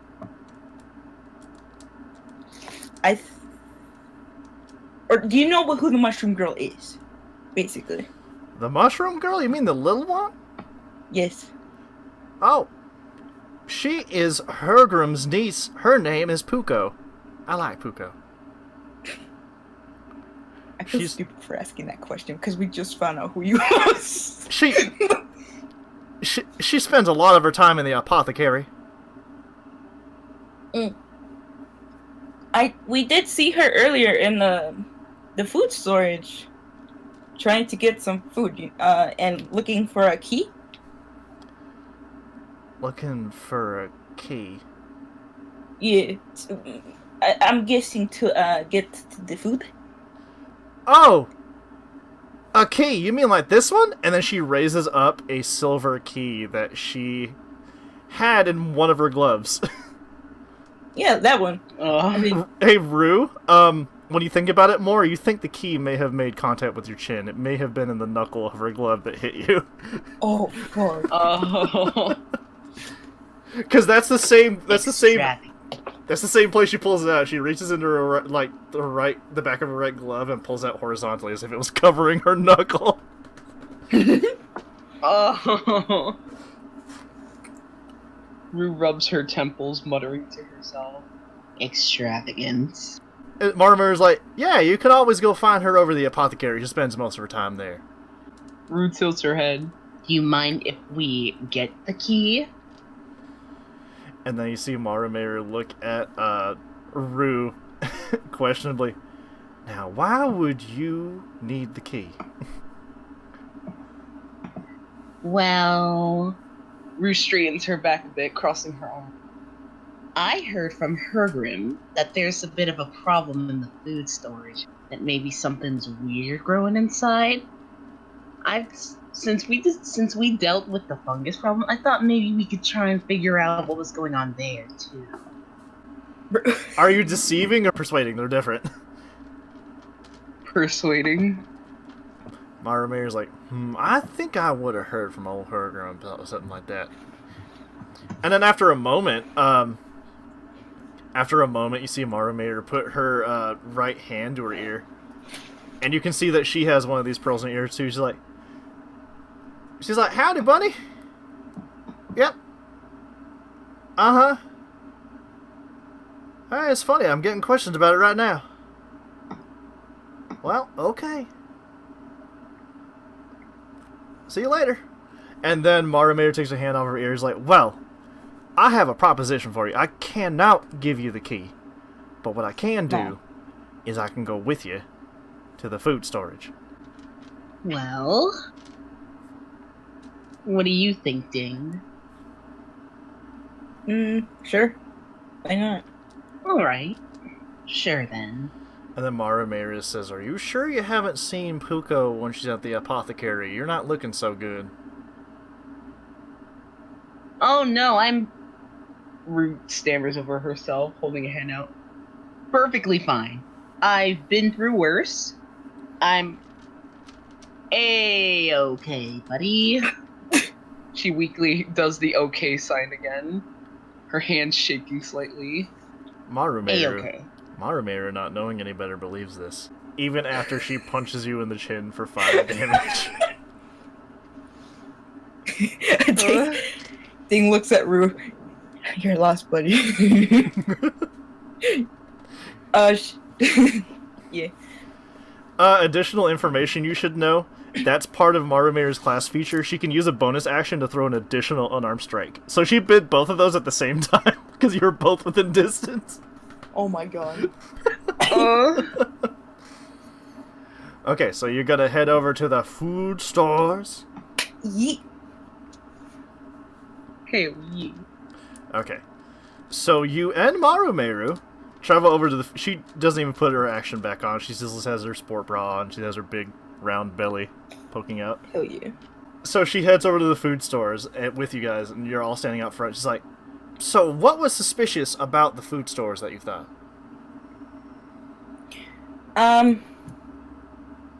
Well, me and Rue came in earlier, and we saw, what was her name?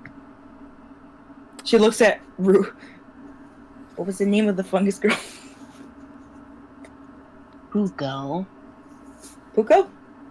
Puko, okay, yeah. And we saw Puko wanting to get in. She needed a key. Marumeru narrows her eyebrows. She's like, that's weird, because when little Puko is done in the apothecary, she comes to me and I give her one of my cookies. If she would have wanted food, she would have came to me. So, Interesting. So, if it wasn't Puka, who else could it be? No idea. So, the small mushroom girl shows up, and she runs at the Maramaru, and she's all like, key, please. Me want key. Give key, please, me. Me keys, please. And the Maramaru's like, whoa! Who dis? Why do you need the key? And then being said... And I was like, wait, that's not Puko? And the Maramaru said, now, what is your name? And you see the small mushroom girl stutter over herself and shake and kind of like collapse on herself a bit. You can see she's like about to have a mental breakdown. Oh no. Oh. And then after a second, she shouts, "Me need help! Help me!" And then out of nowhere, 3 winged kobolds fly. With 3 stones attached to each of their backs. Oh god. Roll for initiative. And in the chaos of these kobolds flying out, you see the fungi girl vanishes. Oh. Like, she doesn't... You don't hear sounds. Like, it's like as if she straight up vanished. Oh jeez, okay. So allow me to show you what a kobold looks like. A kobold looks like this, except these ones have wings and they have rocks strapped to their back. Oh no. Oh my Do you God. recognize the description of red scales and reptilian? Oh no, I do. Oh no. Oh shit. Okay. This has been working out. This whole session has been working out so nicely, and it's literally half written. I'm so happy. Okay, so it's winged kobolds turn 1. They're all 30 feet in the air, by the way, so they are above us 30 feet. Jeez. So what winged kobold A is gonna do? Who are you gonna attack? You're gonna attack Maramaru. Okay, so what it's going to do is it's going to release one of the rocks off of its back, trying to drop it straight on Maramaru. But you can see that it is heavily squinting its eyes. Oh my god, those are bad rolls. So that's a 4 plus 5. So when it drops the rock, you see Maramaru crumble the rock with her foot. She's like, "You're gonna have to be faster than that if you're gonna catch me." And now it's Maramaru's turn. And what she's going to do is she bends down and she jumps up 30 feet. She is going to throw a, you know when you put your fists together and then you smash down like a hammer? Donkey Kong, dude. Donkey Kong, there you go. Yeah. Alright. Oh, okay. So she swings both of her fists down, but you see the winged kobold dodge out of the way. And then as a bonus action, she flips over and she attempts to throw an axe kick as an unarmed attack. Oh, that's a hit. Okay. So as she swings her fist down, it hits it on the shoulder, dealing 4 points of damage. And then she falls to the ground and lands perfectly. Nice. And now it's Winged Kobold B's turn.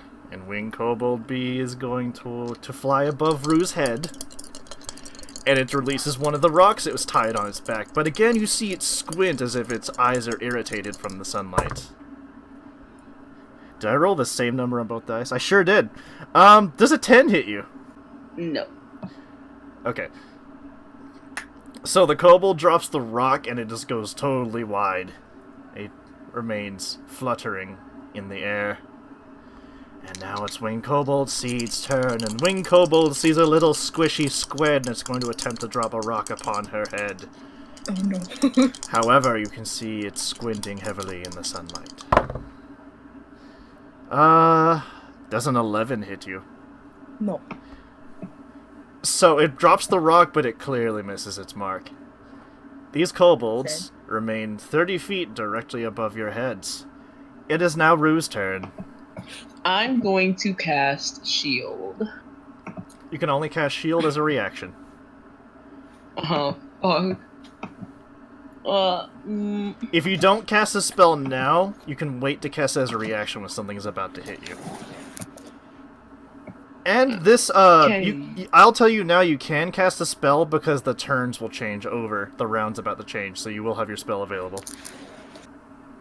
I think I'm gonna be ready. Readied.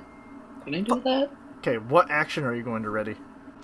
Green flame blade if something moves within, Within 10 feet the of you? range. Yeah, Yeah. sure. Alright, then I'm gonna do that. And then you're going to end your turn?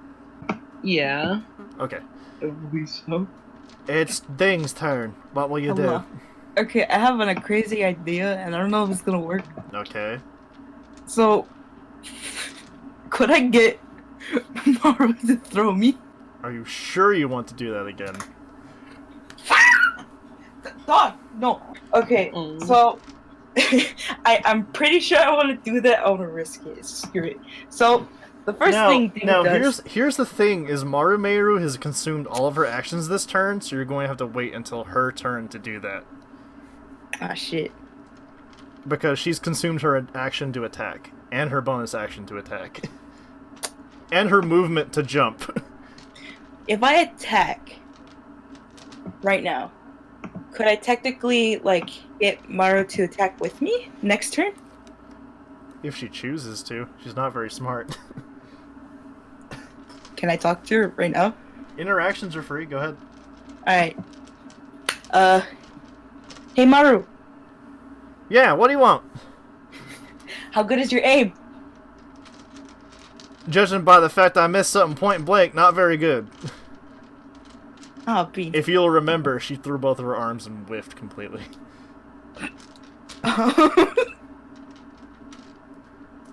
Well, do you think you could possibly throw me up there at some point? I have a plan. Marameru's like, I'm gonna attempt to do a enriched blast above me. Eldritch Blast? Okay, roll for hit. So that's a 15. Yes, That's a hit. Roll d10 for damage. 7. Jeez. So this thing is bloodied. Ooh.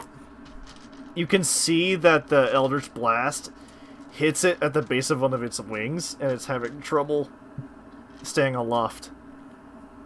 Ha. So on its next turn, it's going to sail down toward the ground. And that's it, Ding? Yep. Okay, so it's Winged Kobold's A turn. And what it's going to do is the same bullshit it did last time. Except it's going to go over to Rue and attempt to drop a stone on her. Oh god, Rue is dead. Does a 14 hit you? Yes. No. Okay, so that's 1d6 plus 3. And it is hitting you to try and kill you, so now you are knocked out. And when your turn comes up, you need to make wound saving throws. If you fail 3 times, you get a temporary wound. Oh jeez. And I'll go through that when it's time. As it drops the rock and hits you, you can see it gleefully celebrate. And now it's Marumeru's turn, and she's pissed. What a bitch. So what she's going to do is she's going to move 10 feet and then make a moving high jump, and she jumps above the kobold that just hit Rue. 8 plus... That's a narrow hit. Okay. Whew. So that is d4 plus 1 plus 2. She deals 6 damage to it, bloodying it.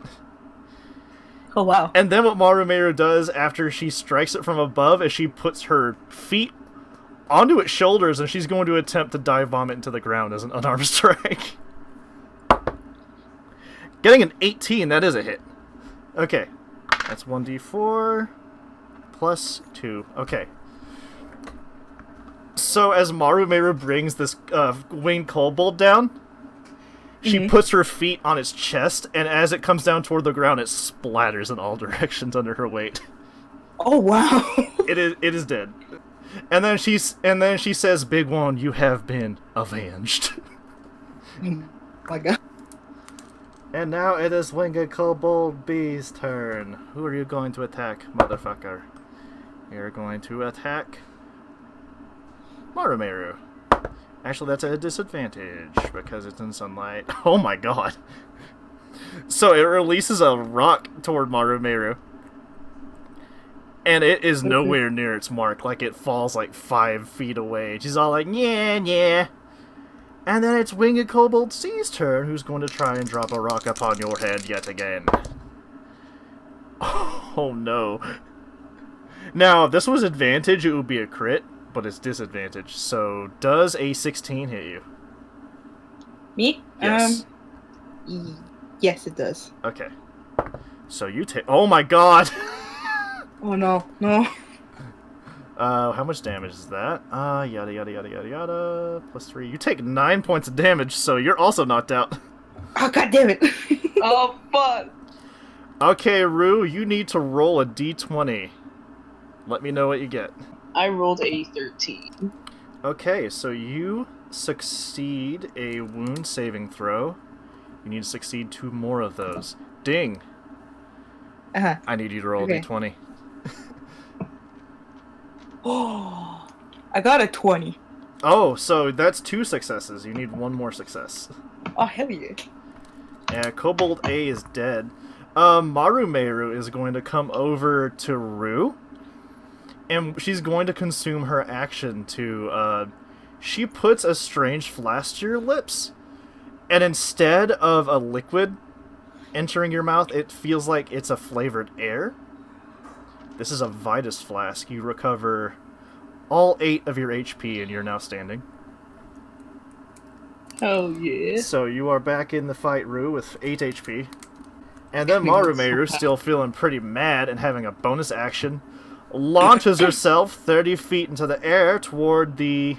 let's say we're going for Wing Kobold B here. 12 plus 4. That is a hit. So she deals... Oh, really? Fucking 1. She deals 3 damage to it. And you can definitely see that it's phased, but it doesn't like loft down at all from its flight. And then she lands upon the ground perfectly fine.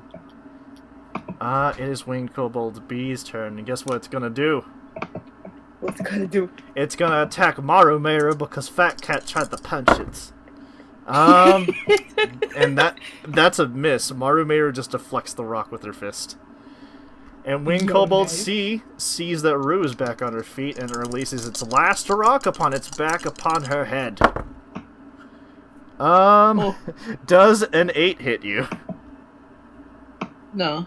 Okay. So Rue, it's your turn. You Hell felt yeah, like I'm gonna cast the spell. you felt like you were on the brink of death, and now you feel okay.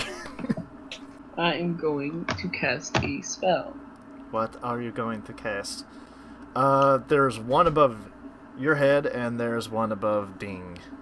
Firebolt. Firebolt, roll a spell attack for me. I rolled a 17. Okay, that's a hit. Roll a d10 for damage. I got a 10. Okay, you immolate this thing. Would you like to describe how it dies?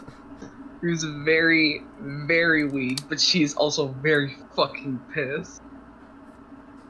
She stumbles a bit before gathering all her strength and unleashing a whole fucking flurry of fire on this motherfucker above her. And you can see it turn to ash as it flutters to the ground. By the time it touches the ground, it is little more than a charred skeleton with some scales hanging on. Get the fuck. Yeah. Get fucked. All right, Ding. Give me another Alright, d20. cool. You need 1 more success. Yeah. I got a 10. That's a failure. Damn it. Oh no! All right, now it's Marumeru's turn. And what she's Insane. what she's gonna do instead of helping Ding up is she's Wow. just gonna jump. She emptied that bottle that she had. She only had 1. Oh, okay. Yeah, Dad. use in case of emergency. And what she's gonna do is she's gonna jump 30 feet and she's gonna attempt to get the clobber on this kobold. So with an unarmed attack. Oh, that's an 18. So that is 1d4 plus 2 plus 1. Wow, it's dead. Fucking dead meat. It dealt just enough damage. Did we? So Ding, go give yourself 1 HP, and you're up. Oh boy. Okay. because when you're out of combat, I'm just all like, what's the point unless I'm throwing traps at you? Which I'm not. So, Marumeru punches this thing square in the nose, and it does a nosedive, and it breaks its neck as it touches the ground with a sickening crunch. Damn me. Well done, you survived to explore the Feywilds another day. Ugh. So, in Clemmacia Spoils, you will each find 150 XP, 75 gold pieces, 2 fire crystals, 2 wind crystals, 3 kobold fangs, 3 kobold wings, and 3 handfuls of kobold scales. And you find 2 more key items, which you don't need to write down because we can refer to those later. Yeah. So, Ding, you stand back up. Marumeru helps you up, so you have 1 HP. And, as you all look around, you see the mushroom girl nowhere to be found. And Marumeru's like, that wasn't Puko. I don't know who that was. Rue runs, adjusting herself. But Find his name. but Hergrim said he and Puka were the only ones around here. And who was that? Marumeru's like, I don't know. Puko is my favorite little mushroom, and that ain't my favorite little mushroom. Ding just weakly groans. Well, Rue, it looks like we could really use a visit to Puko now. Let's all gather ourselves together, and we'll have to go visit Puko and clear all this up. And you notice now that in your hands you have a corroded iron crank, 30 feet of knotted, rotten rope, a heavily worn and water-damaged wooden bucket, and a greatly weathered iron spool. I know Which what you- strangely seem to be some components that were missing in the Burrow Square.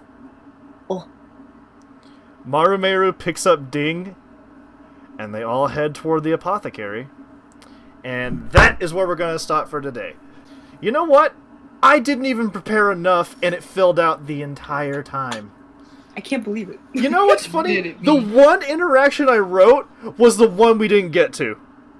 Oh, This is sad. I'm oh sorry. my god. The one interaction that I totally wrote out we didn't even get to. But hey, it's less work for me next time. This also Hell means yeah. I can write more on this mystery. Okay. So, you guys you have earned 300 experience points. I'm gonna say session. I have 750 right now. Same. Well, guess what? Do we get even more? Now you have 900. Hell yeah. So, if you would like to, would you like to level up, spending your 900 experience points? You know what? Yes. Yes. Okay. So, both of you, set your experience points to 0, and we will quickly do the small rolling for your new maximum HP, and I will give you the homework that you need to do between sessions. So, now I need both of you to get your respective hit dice. So, Ding, you need to roll a d8, and Rue, you need to roll a d6, and Marumeru gets to roll a d10, because her hit dice is a d10. So, D6. Tell me what you No, get. D8. Yours is a d8, Ding. Rue's is d6. I got a 7. I got Oh. 4. Okay, so Ding, what's your Constitution modifier? Oh, I'm dumb at 3 plus 3.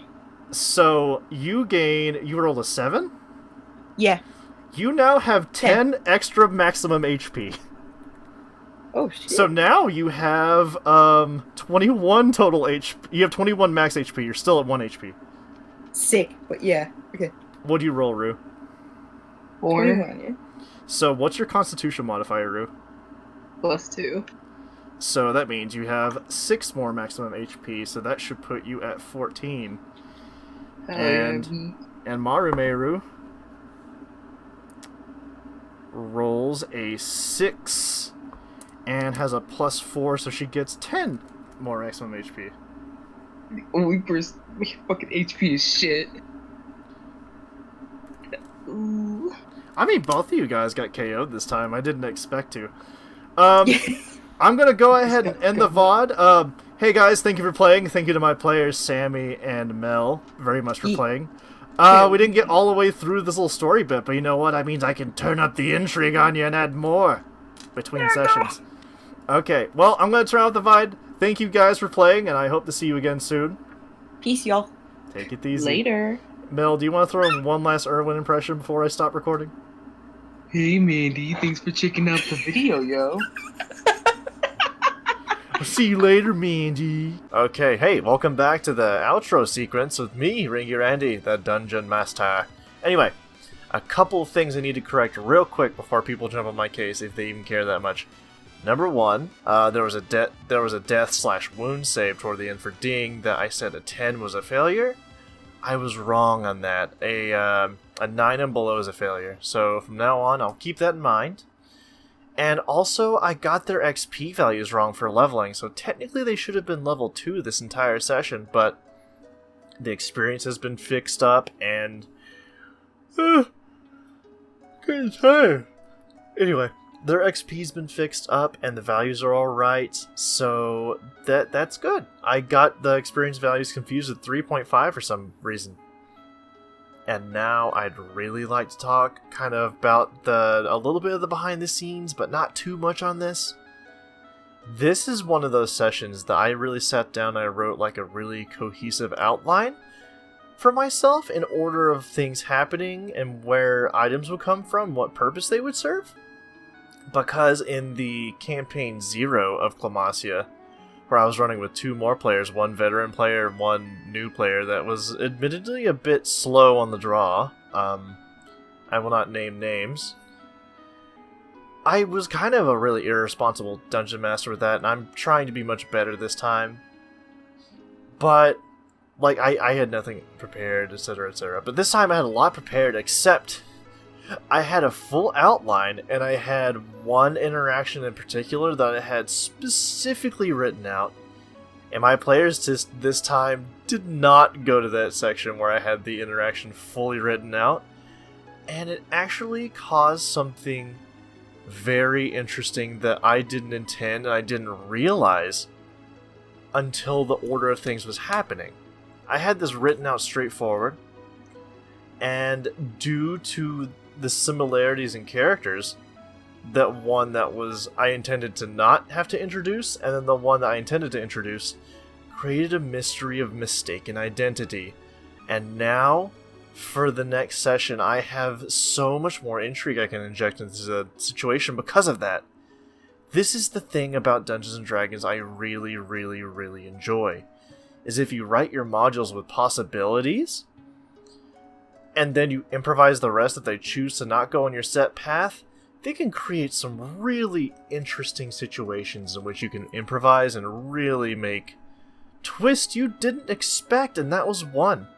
I'm very happy with that. I'm very happy with how the session worked out. I'm very happy for the possibilities. What I'm not happy about is that when I was role-playing Hergrim, he has this thing where he's supposed... I can't say that, that's a spoiler! But anyway, he has a different dialect where he doesn't say me, you, we, them. He'll say this one, that one, thus one, our ones, their ones. He won't ever say like I, you, me. He's not supposed to do that. But I got frustrated, so I was like, so I had him say I and you for a bit. I'll make some better role-playing notes. I'll probably have like a physical set of notes for me to go through as I play through as each character.